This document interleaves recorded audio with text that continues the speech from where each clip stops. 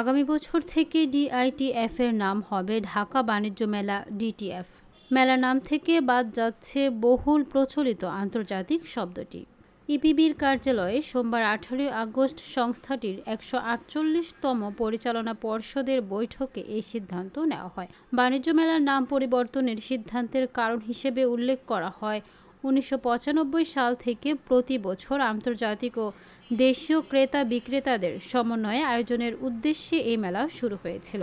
বিদেশি প্রতিষ্ঠানসমূহের সরাসরি অংশগ্রহণের মাধ্যমে গুণগত মান সম্পন্ন পণ্য ও প্রযুক্তি প্রদর্শন এবং স্থানীয় বাজারের সঙ্গে পরিচিতি করানো ছিল মূল উদ্দেশ্য।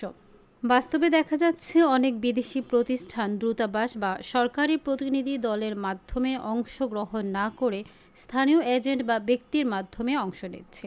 ফলে পণ্য ও সেবার মান যাচাই করা যাচ্ছে না। বিদেশি সরাসরি ব্র্যান্ড বা ম্যানুফ্যাকচার না থাকায় ক্রেতারা প্রতারিত হচ্ছে এবং আন্তর্জাতিক ভাবমূর্তি ক্ষুণ্ণ হচ্ছে।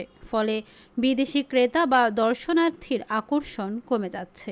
এমন এক বাস্তবতায় মেলার নাম বদলের সিদ্ধান্ত নেওয়া হয়। জানা যায়, দীর্ঘদিন ধরে ডিআইটিএফে তুরস্ক, পাকিস্তান, ভারত সহ বিভিন্ন দেশের যেসব প্রতিষ্ঠান অংশ নেয় তাদের স্টল ঢাকা বাণিজ্য মেলাতেও থাকতে পারবে। তবে নাম পরিবর্তনের বিরোধিতা করছেন পরিচালনা পর্ষদের বেশ কয়েকজন সদস্য। কিন্তু ইপিবি চেয়ারম্যান ও বাণিজ্য উপদেষ্টা শেখ বশির উদ্দিন এবং ভাইস চেয়ারম্যান আনোয়ার হোসেন এই সিদ্ধান্তে অনড় ছিলেন।